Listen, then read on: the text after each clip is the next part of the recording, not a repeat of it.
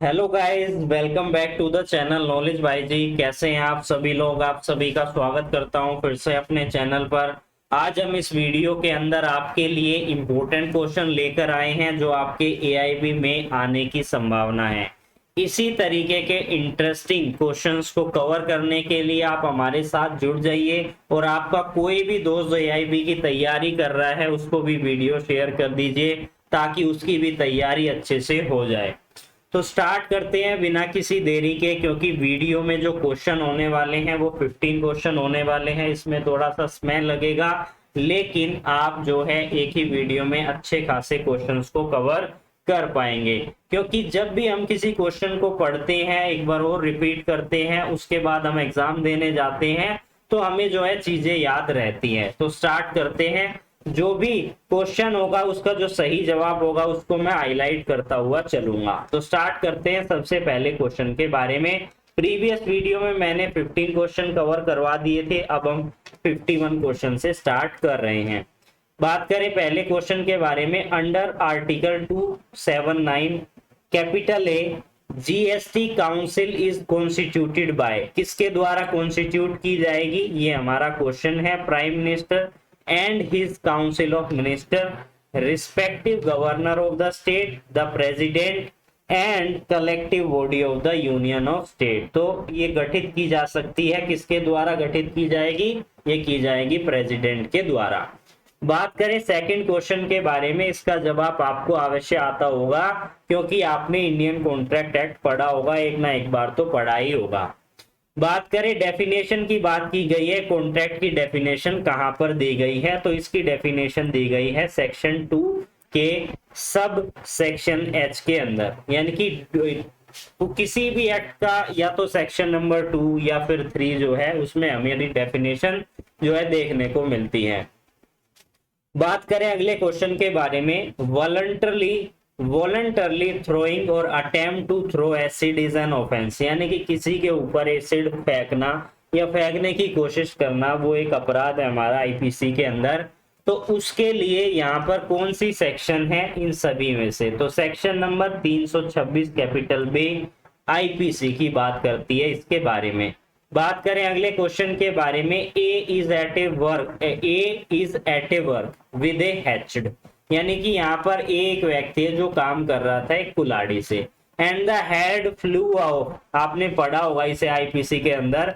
And killed a man who is stand by here if there was no want of proper precaution, जैसे हम पढ़ते हैं ना, question on the part of a his act is an, क्या होगा, offence होगा, culpable homicide होगा, कोई ऑफेंस नहीं होगा, या फिर ग्रेवियस हर्ट के लिए वो लायबल माना जाएगा। तो यहाँ पर मैं इसके लिए थर्ड ऑप्शन पर क्लिक कर रहा हूं। आपको जो है आईपीसी के अंदर देखना है किस इलस्ट्रेशन में ये जो है इलस्ट्रेशन दी गई है, किस सेक्शन के अंदर, ताकि इसका आप सही जवाब लगा सको। बात करें अगले क्वेश्चन के बारे में। A is with intention to cause Z to be a convicted of a criminal conspiracy, A व्यक्ति ने जेड व्यक्ति को फंसाने की कोशिश की कि उसे क्रिमिनल कॉन्स्पिरेसी के लिए दोषी ठहराया जाए, कन्विक्ट किया जाए। Right a letter in imitation of Z handwriting, यानी कि जेड की हेड राइटिंग में उसने जो है लेटर को लिख दिया। Purporting to be address to and accomplice in such criminal conspiracy and put the letter in place which he know that the officer of the police is likely to be searched, यानी कि यहाँ पर ए व्यक्ति ने Z व्यक्ति को फंसाने के लिए एक लेटर लिखा, उसे पता है क्राइम हो चुका है और यहाँ पर जो भी ऑफिसर क्राइम को इन्वेस्टिगेट करने के लिए आएंगे वो जरूर इसको जो है यहाँ से कलेक्ट कर लेंगे। तो ये आपने कहाँ पर पढ़ा है, आईपीसी के अंदर, तो इससे रिलेटेड है हमारी सेक्शन नंबर 192। अब बात करते हैं अगले क्वेश्चन के बारे में। India that is a Bharat, क्या कहा जाएगा इन सभी ऑप्शंस के अंदर, यूनियन ऑफ द स्टेट। बात करें अगले क्वेश्चन के बारे में। In MC Mehta versus Union of India, ये सेम केस रिलेटेड है हमारा एक और फेमस नाम से Shri Ram fertiliser case. The court held that, court ने क्या बात हेल्ड की थी, इन सभी में से कौन सा ऑप्शन सही है। in escape of toxic gas, the enterprise is strictly and absolutely liable to compensate all those who are affected by the accident, and such liability is not subject to any of the exception which operate wise the tortus principle of strict liability। तो इसका जो सही जवाब है वो हमारा first option ही है। बात करें अगले क्वेश्चन के बारे में, under section 70 of Indian contract act, where a person lawfully does anything for any other person or deliver anything to him, not intend to do so gratuitously, and such other person enjoy the benefit thereof, the latter is bound to make compensation to the former in respect of or to restore the thing so done and delivered। The principle is known as, यानी कि इस principal को क्या कहेंगे, जो हमने अभी ये स्टेटमेंट पढ़ी है, ये स्टेटमेंट आपको देखने को मिलेगी इंडियन कॉन्ट्रैक्ट एक्ट के सेक्शन नंबर 17 में, और ये बात करती है क्वांटम मेरिट के प्रिंसिपल के बारे में। बात करें अगले क्वेश्चन के बारे में, एग्रीमेंट इज, एग्रीमेंट का क्या मतलब होता है, प्रोमिस और set of promise from consideration to each other. पहला ही ऑप्शन जो है बिल्कुल इसका सही जवाब है। बात करें अगले क्वेश्चन के बारे में, under the land acquisition act the expression land include, यानी कि लैंड एक्विजिशन एक्ट के अंदर जो लैंड टर्म है उसके अंदर किस चीज को शामिल किया गया है। फर्स्ट ऑप्शन क्या कह रहा है, benefit to arise out of land. Next option क्या कह रहा है, thing attach to the earth. Next option कह रहा है thing permanently fastened to anything attach to the earth, यानी कि इन सभी चीजों को लैंड के अंदर शामिल किया गया है लैंड एक्विजिशन एक्ट के अंदर। बात करें अगले क्वेश्चन के बारे में, अगला क्वेश्चन क्या कह रहा है कि टेम्परेरी ऑक्यूपेशन ऑफ वेस्ट और arable land procedure where difference as to compensate exist is provided under which section of the land acquisition act. तो सेक्शन नंबर 13 जो है इसके बारे में आपको बताता है। बात करें अगले क्वेश्चन के बारे में, shoot by the indigent person is deal with, कौन सा ऑर्डर बात करता है इंडिजेंट पर्सन के बारे में, सीपीसी का ऑर्डर नंबर 33। बात करें अगले क्वेश्चन के बारे में, among other thing the functioning of bar council of India included lay down standard of professional conduct and etiquette for the advocate, किस सेक्शन के अंदर बात की गई है इसके बारे में, section number 7 of advocate act. इसको आपको देखना है, प्रीवियस वीडियो में मैं ये कवर करवा चुका हूं, तो इसको एक बार ही देख लीजिएगा ये सही जवाब है या नहीं है। बात करें अगले क्वेश्चन के बारे में, रेस गेस्टा, जो कि एक रेलिवेंसी की बात करता है, फैक्ट की, forming part of some transaction is deal under section number 6, काफी फेमस है रेस गेस्टा के नाम से, तो ये इसका बिल्कुल सही जवाब है। बात करें according to the Justice Abbott Parry what is the 7 lamp of advocacy, यानी कि इसके अनुसार जस्टिस एबट पेरी के अनुसार एडोप्ट पेरी के अनुसार क्या 7 लैंप ऑफ एडवोकेसी की बात की गई थी इनके द्वारा, तो वो थे हमारे सेकंड ऑप्शन, यानी कि ये जो सेकंड ऑप्शन है यही जो थे इनके 7 लैंप ऑफ एडवोकेसी थे। बात करें अगले क्वेश्चन के बारे में, minimum number of director in a public company कितने हो सकते हैं, मिनिमम नंबर ऑफ डायरेक्टर किसी भी पब्लिक कंपनी में। यहाँ पर आपसे प्राइवेट भी पूछा जा सकता है, यहाँ पर बात की जा रही है पब्लिक की, तो इसका सही जवाब है 13। बात करें अगले क्वेश्चन के बारे में, and associate company in related to any other company, इसका क्या मतलब होता है, इसका मतलब है कि company in which the other company has significantly influence but has subsidiary company of the company have such influence and include joint venture company, क्या ये इसका सही जवाब है। बात करें सेकंड ऑप्शन की, company in which the other company has a significant influence but has not a subsidiary company of the company have such influence and not a joint venture company, तो सेकंड ऑप्शन जो है इसका सही जवाब है।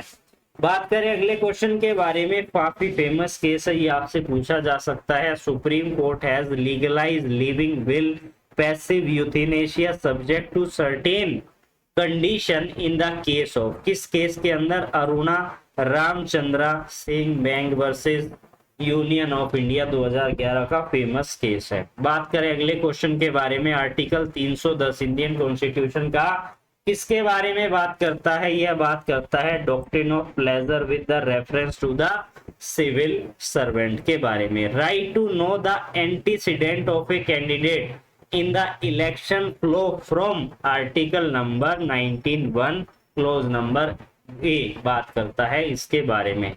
बात करें इंडिया के प्रियम्बल में हमें देखने को मिलता है लिबर्टी टर्म।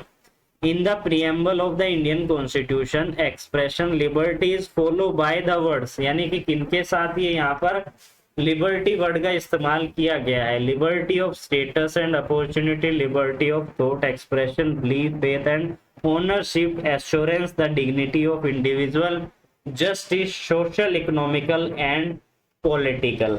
तो यहाँ पर बात की गई है, हम जब आप प्रियम्बल को पढ़ेंगे तो आपको देखने को मिलेगा सेकंड ऑप्शन इसका सही जवाब है।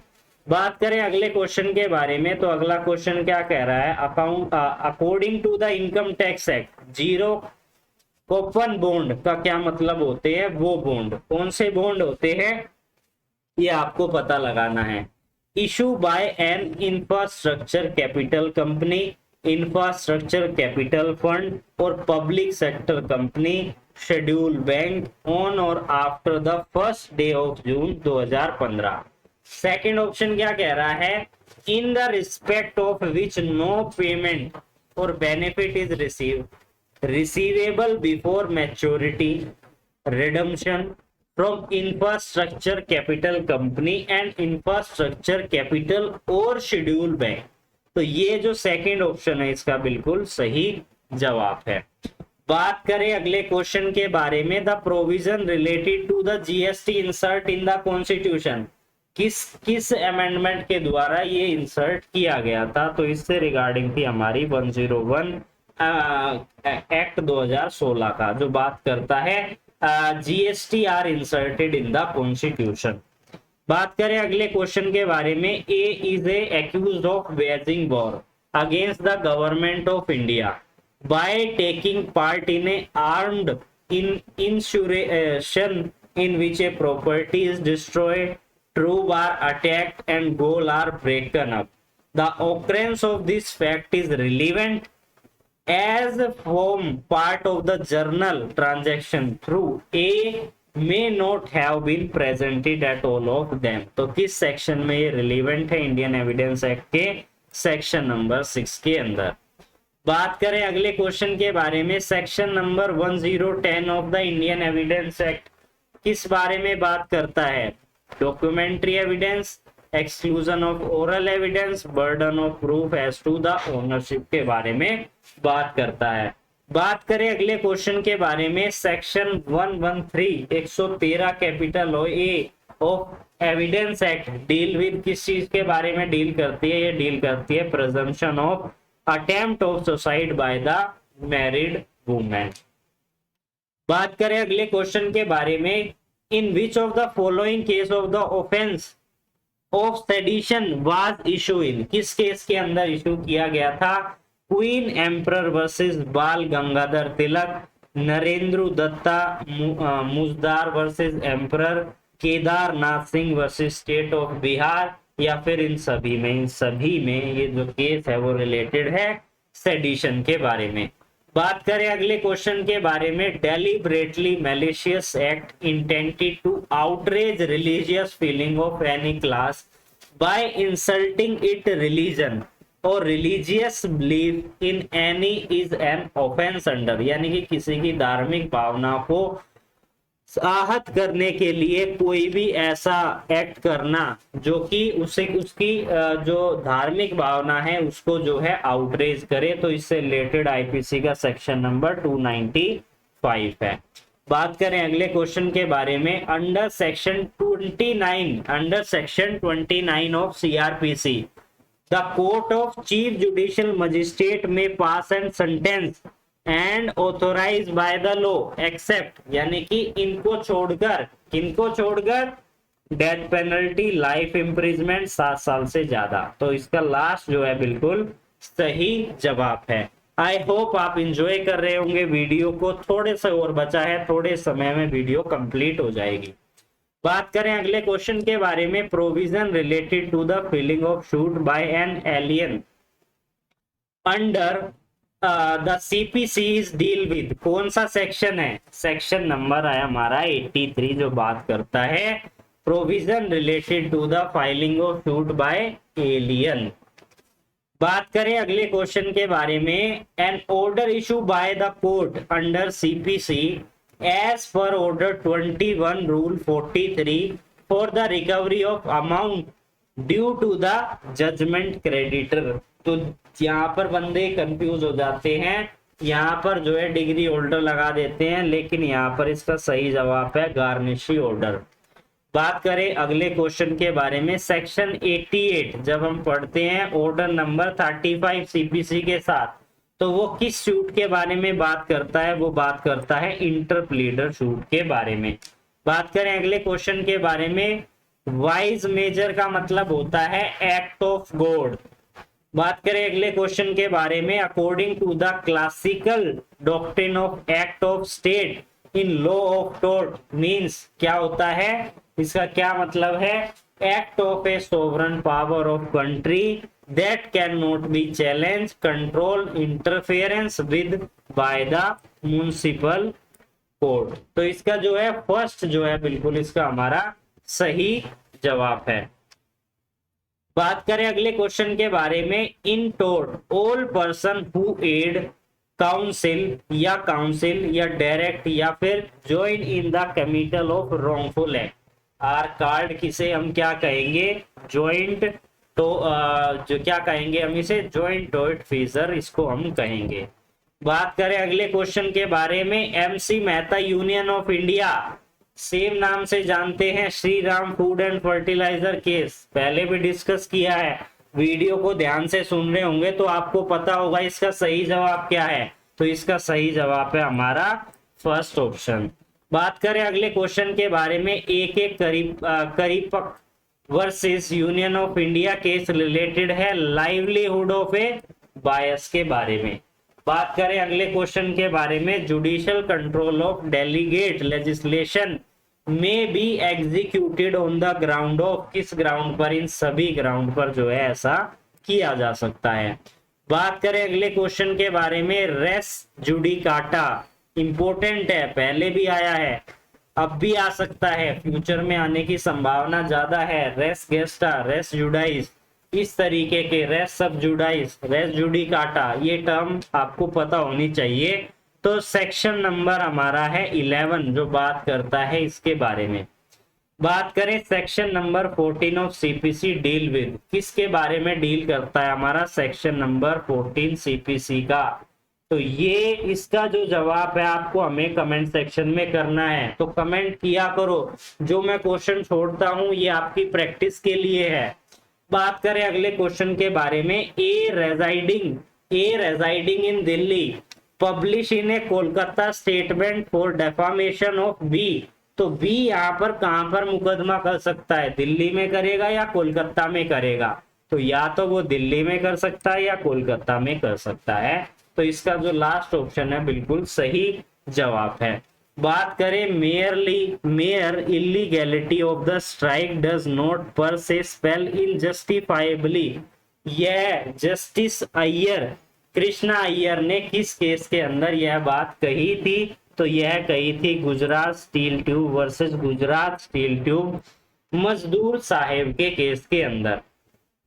बात करें अगले क्वेश्चन के बारे में, a workman aggrieved by an order of dismissal, discharge, retrenchment, dismissal, discharge, retrenchment, otherwise termination of service, discharge, simpleter, exclusively, dismissal, retrenchment, exclusively। तो कौन सा है इसका जवाब? A workman aggrieved by an order of may direct make an application to the labor court tribunal for adjudication of a dispute and the court या tribunal is empowered to adjudicate such dispute as it has been referred to it by the appropriate government।